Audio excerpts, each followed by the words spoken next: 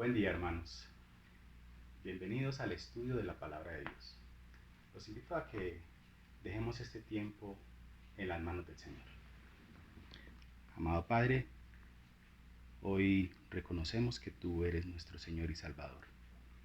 Te damos la gloria, te damos la honra y te pedimos que nos enseñes lo que tengas para decirnos el día de hoy a través de tu palabra, Señor. Estamos atentos, estamos inclinando el oído a lo que tengas para decirnos el día de hoy, Señor. Te lo agradecemos y te lo ponemos en manos de Cristo Jesús, en el nombre de Cristo Jesús, tu amado Hijo. Amén y amén. Hermanos, una situación que aqueja a nuestra sociedad actualmente es la migración de los pueblos en muchas y diferentes razones. Siria es uno de los pueblos que está sufriendo en este momento un gran éxodo de su gente. Están todos yendo hacia Europa, principalmente Turquía, Grecia, Italia, España, en menor cantidad Malta y Chipre, pero son países que han sido afectados por gente que huye del conflicto. En ese afán de salir, toman el Mediterráneo y muchas familias, hemos visto por las noticias, han naufragado en busca de un mejor porvenir para sus familias. Unos países los reciben, buscan la forma de ayudarlos, ayudas humanitarias, pero hay otras que definitivamente prefieren cerrar sus fronteras. Esto es respetable, pero ¿dónde está la humanidad, verdad? Otra situación es Venezuela. Venezuela es un país en Sudamérica que está aquejado por un régimen que cerró las industrias, cerró las empresas. Hay hambre. Hay hambre primero porque no hay nada que comprar y si hubiera que comprar no hay con qué hacerlo. Ellos huyen a Colombia, a Ecuador, a Perú, a Brasil, principalmente. La delincuencia en estos países se ha disparado. Hay emergencias sanitarias. Los países albergan a esta gente, pero obviamente no estaban preparados para recibirlos. Sin embargo, se está tratando de ayudarlos. Igualmente los latinoamericanos y de todo el mundo llegan a los Estados Unidos en busca del sueño, el famoso sueño americano. Ese sueño que muchos persiguen porque dicen que Estados Unidos es la tierra de las oportunidades. La historia que hoy les traigo no ocurre en ninguno de estos tres escenarios anteriores, pero sí ocurre en medio del fracaso de los gobiernos, de la corrupción, esa corrupción que los mandatarios llevan a que los pueblos, a que los gobiernos fracasen, la hambruna por falta de prevención de la escasez que se podría presentar más adelante y la rebelión de los pueblos. Todos hacían lo que mejor les parecía en esa época. Y una familia de 4 miembros sale de su tierra en busca de una mejor vida, procurando encontrar alimento y un mejor porvenir para su familia. Pero en esta desdichada aventura muere el padre. Luego sus hijos se casan con mujeres extranjeras y después de un tiempo también mueren los 2 hijos. Es decir, murieron el padre y los 2 hijos. Eran 4 miembros y ya no queda una viuda, quedan 3 viudas. Tristemente quedan 3 viudas. La madre y esposa no solo quedó viuda, quedó sola, desamparada y en una tierra extranjera. Lo perdió todo y esta mujer decide regresar a su tierra. Dice, bueno, aquí no tengo nada, no tengo a nadie, lo mejor es regresar a mi tierra, donde por lo menos algunos familiares tendré. Una de las nueras, a pesar de todo lo que les dijo la suegra, que se fueran a sus casas, que fueran con sus familias, que regresaran y que quedaran con sus familias y con sus dioses, esta mujer, su nuera, decide acompañarla y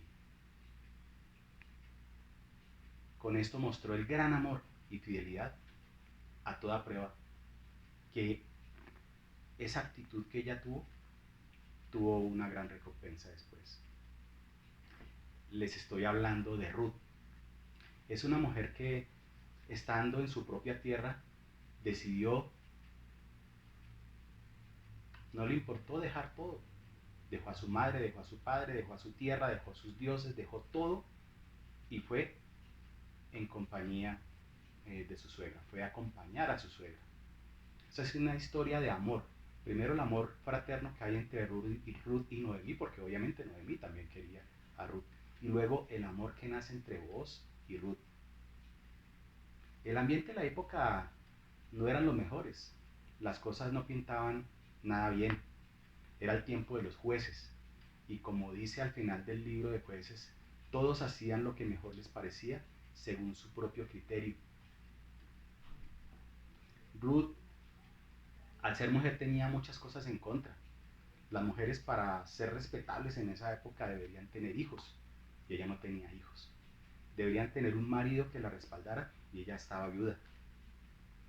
Además, era una mujer extranjera, y era extranjera en un pueblo muy cerrado, un pueblo que era totalmente cerrado a que otras costumbres, a que otros pueblos llegaran a, a interferir en sus costumbres y en sus creencias. Pero en su gran amor por su suegra Noemí, ella eh, decide tomar la opción de hacer ese sacrificio y acompaña a su suegra a toda costa. Permítanme hacer una pequeña reseña de esta historia de Ruth. Esta historia inicia en Moab, región que queda al noroccidente del Mar Muerto. Allí sucede toda la tragedia que le sucede a ellos. Sucede allí primero la muerte de Elimelech, que es el esposo de Noemí, y luego las muertes de Kelión y Malión, quienes se habían casado con Orfa y con Ruth respectivamente. Noemí ella sola en esa tierra dijo, no, estoy totalmente desamparada y en una tierra extranjera, por lo tanto decide regresar a su tierra. Su tierra era Belén de Judá. Primero opta por comunicarle a sus nueras, a Orfa y a Ruth, que ella se iba, que por favor fueran a sus casas con sus dioses y con su padre y su madre. Y inicialmente ellas optaron por irse juntas con, con su suegra. Pero al final, Orfa decide regresar a su tierra. Entonces Ruth queda acompañando a Noemí y en el capítulo 1, versículos 16 y 17 dice, cuando Noemí le dijo que se fuera, que regresara, ella le dice, no me ruegues que te deje y me aparte de ti, porque a donde quiera que tú fueres iré yo, y donde quiera que vivieres viviré. Tu pueblo será mi pueblo y tu Dios mi Dios. Donde tú murieres moriré yo, y allí seré sepultado. Así que haga Jehová, así me haga Jehová, y aún me añada, que solo la muerte hará separación entre nosotras dos. Estas fueron las palabras de una mujer que iba para una tierra que no era la de ella. Ruth se estaba sometiendo a acompañar a su suegra a vivir en una tierra extraña, sin marido que la defendiera y que la respaldara, y en una total pobreza, pues Noemí lo había perdido todo. Todo lo que sucedía, lo que le sucedía a Noemí, lo que le había sucedido a toda su familia, es producto de haber actuado en contra de la voluntad de Dios. Y ella lo reconoció, lo aceptó y lo asumió de tal forma. Hoy vengo a hablarles de la redención de Ruth. Después de lo que le dijo Ruth a Noemí, Noemí quedó desarmada. No tuvo más objeciones para que Ruth pudiera acompañarla. Llegaron a Belén. En esta época estaban en cosecha de cebada y de trigo. Entonces Ruth vio una oportunidad de trabajo allí. Recordemos que estaban absolutamente pobres. Entonces Ruth le pidió a Noemí que la dejara ir a espigar, que la dejara espigar en algún campo donde la dejaran hacerlo. Espigar es recoger granos y recoger algunas espigas que dejaban caer o que dejan caer los segadores. Esto era normal en esta época y aceptado por los dueños de los campos. Eran inclusive patrocinados por ellos. Era una forma de ayudar al pueblo. Ruth estaba dispuesta a trabajar de sola sombra para conseguir un poco de alimento para su suegra y para ella. No se veía un futuro diferente. Tristemente, esto no, como diríamos nosotros en nuestros pueblos, no pintaba bien la cosa. Pero resulta que el campo donde fue a espigar Ruth era de un pariente cercano a Elimelech, por lo tanto era pariente cercano de Noemí, es decir, su familiar. Su nombre era Booz. Booz se fijó en esa joven que estaba recogiendo cebada en su campo y le dijo a su mayordomo, le preguntó, él le consultó y le contó qué era lo que había pasado, que era una mujer que había venido con su suegra y que había estado muy juiciosa recogiendo espigas, había estado espigando durante el día. Entonces Booz la aborda y le dice que tranquila, que puede seguir haciendo esta labor hasta el final de la cosecha. Le dice que no vaya a ninguna otra parte, que se quede aquí. Entonces también le dice que puede estar con las criadas y tomar de su agua. Esto pues le está dando un privilegio bien importante.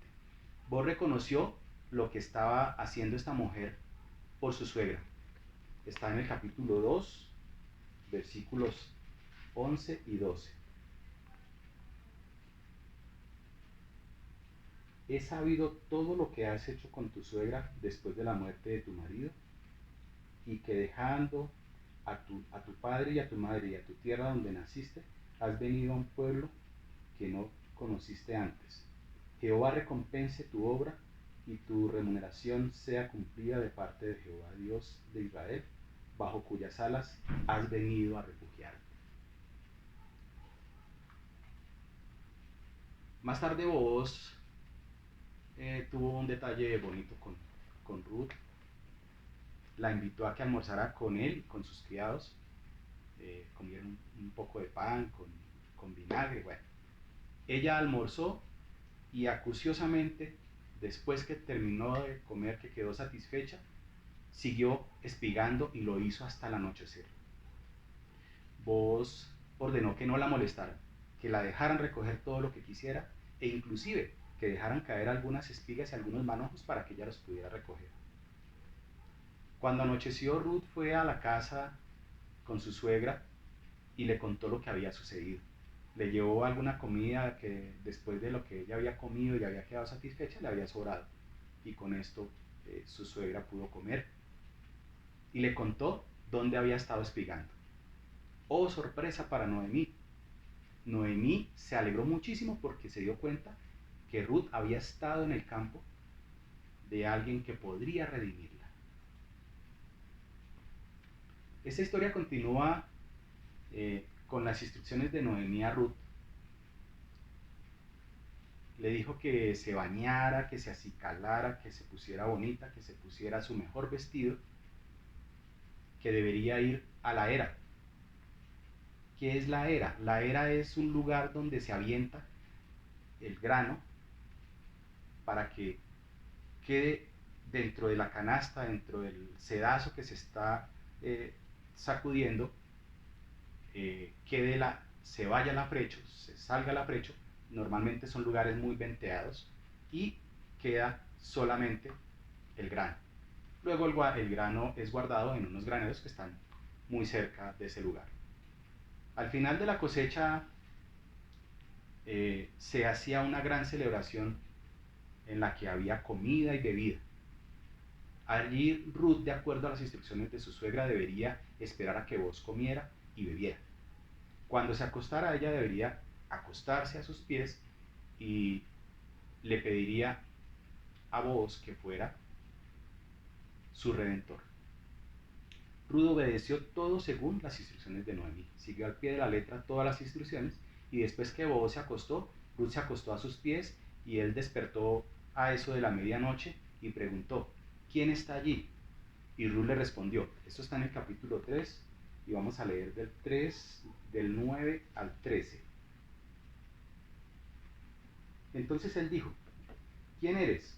Y ella respondió, soy yo, Ruth, tu sierva. Extiende el borde de tu capa sobre tu sierva, por cuanto eres pariente cercano.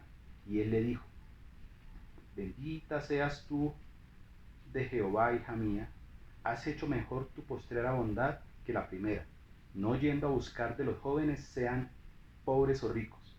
Ahora pues, no temas, hija mía, yo haré contigo lo que tú digas, pues toda la gente de mi pueblo sabe que eres mujer virtuosa.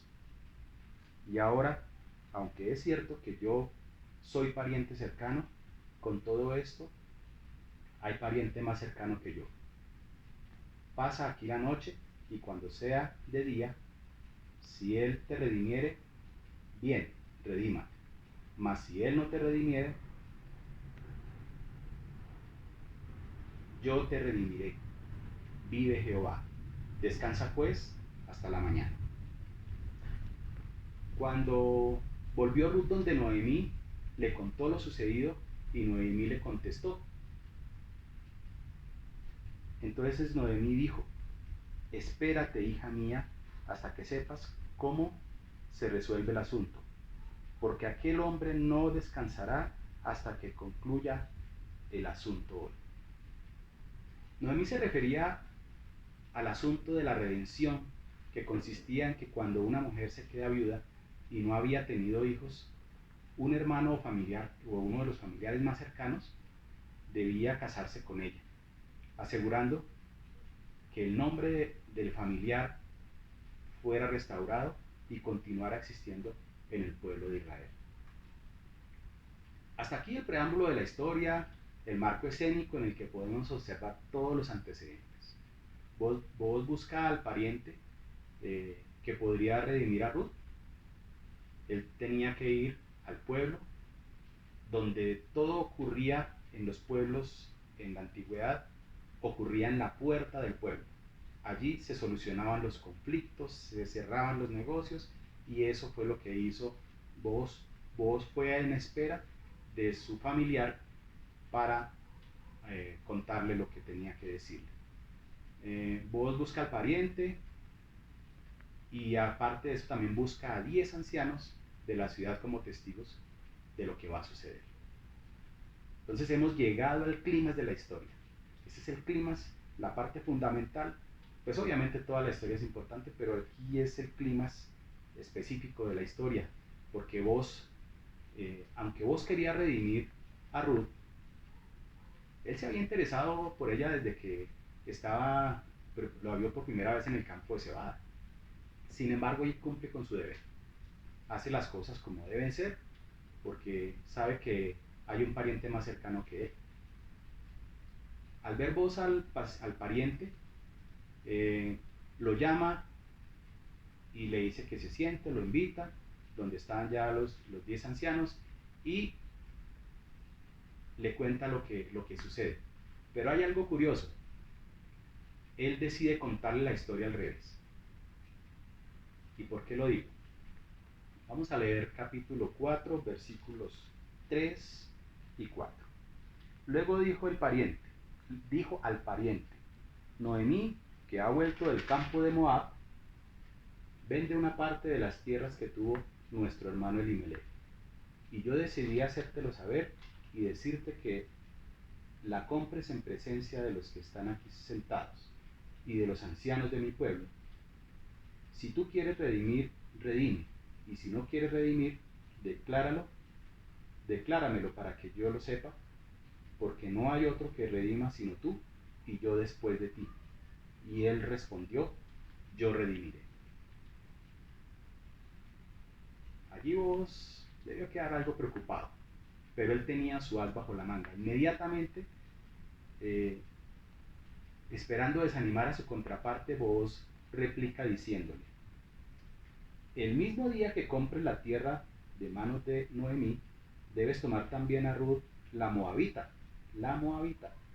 mujer del difunto, para que restaures el nombre del muerto sobre su posesión. ¿Qué sucedió allí? Con esta nueva situación planteada, el otro pariente decide no seguir pensando en ese tema de la redención con esas tierras, porque sabía que no podía tomar una esposa moabita, de acuerdo a lo que está registrado en la ley. Y en nuestras escrituras está en Deuteronomio 23:3, que no entrará moabita y amobita en el pueblo del Señor. Esto podría afectar sus bienes y podría afectar su heredad. Entonces, el pariente responde de la siguiente forma: no puedo redimir para mí, no sea que dañe mi heredad. Redime tú usando de mi derecho, porque yo no podré redimir. Entonces, después de esto, sucede que ellos proceden a cerrar el trato y lo hacen de acuerdo a la costumbre de la época. Estamos en capítulo 4 y voy a leer desde el versículo 7. Había ya desde hacía tiempo esta costumbre en Israel tocante a la redención y al contrato, que para la confirmación de cualquier negocio, el uno se quitaba el zapato y lo daba a su compañero, y esto servía de testimonio en Israel. Entonces el pariente dijo a Booz: tómalo tú, y se quitó el zapato. Entonces Booz aprovecha ese asunto, el cierre del asunto, pero lo quiere sellar de una manera contundente. Entonces, él quiere sellar el asunto aprovechando a los testigos y que la gente del pueblo estaba allí aglomerada. Entonces, leamos 4, versículos 9 y 10. Y Booz dijo a los ancianos y a todo el pueblo: vosotros sois testigos hoy de que he adquirido de la mano de Noemí todo lo que fue de Elimelec y todo lo que fue de Kelión y de Malión, y que también tomo por mi mujer a Ruth la Moabita, mujer de Malón, para restaurar el nombre del difunto sobre su heredad, para que el nombre del muerto no se borre de sus hermanos y de la puerta de su lugar. Vosotros sois testigos hoy. Lo que continúa ya es el desenlace y consecuencia de esta escena anterior. El asunto del que habla Noemí, la redención de Ruth, empieza a gestarse. No, ya se gestó, empieza a desarrollarse. Vos toma a Ruth como su esposa, pues obviamente Ruth es redimida y el Señor les concede un hijo. Pero no solo Ruth fue redimida, junto con ella fue redimida también Noemí. Ella también queda redimida y podrá tener tranquilidad en su vejez, pues ahora no solo tiene quien la sustente, sino que ahora hay un motivo más de alegría para ella y es su nieto. Vamos a ver qué dicen las escrituras. Vamos al capítulo 4, versículos 14 al 16. Y las mujeres decían a Noemí: loado sea Jehová, que hizo que no te faltase hoy pariente, cuyo nombre será celebrado en Israel, el cual será restaurador de tu alma y sustentará tu vejez, pues tu nuera que te ama lo ha dado a luz, y ella es de más valor para ti que 7 hijos. Y tomando Noemí el hijo, lo puso en su regazo y fue su aya. Su aya es su niñera, por decirlo de alguna forma. Se dedicó a cuidar a su nieto. Este hijo de Esther y Booz es Obed. Obed significa siervo o el adorador. Dentro del plan de Dios estaba que Obed fuera, que era el hijo de Ruth y de Booz, fuera el padre de Isaí. ¿Isaí quién es? es el padre de David. Recordemos, Isaí es el padre de David. Es decir, que Ruth, después de todas las situaciones que vivió, el Señor le concedió el honor de ser la abuela del rey David. Todo lo que ella hizo, todo lo que vivió, les decía yo al principio que iba a tener una recompensa. Aquí está la recompensa, pero es una recompensa por haber hecho la voluntad de Dios. Ella tiene el honor de pertenecer a una genealogía, no solamente del rey David, sino de nuestro Señor y Salvador Jesucristo. Lo que dice 4:22, el último versículo de este libro, dice: Obed engendró a Isaí, e Isaí engendró a David. Hermanos, el asunto de la redención no se trata simplemente de una transacción, es un acto de amor. Es un acto de amor que muchas veces no nos damos cuenta. Este libro permite ver el romance, un romance limpio y puro, que triunfa sobre las tradiciones y sobre los temores del pueblo. Aceptan a un extranjero como parte de su familia, aceptar a un extranjero como parte de su familia, de su raza y de su religión, era algo imposible para ellos.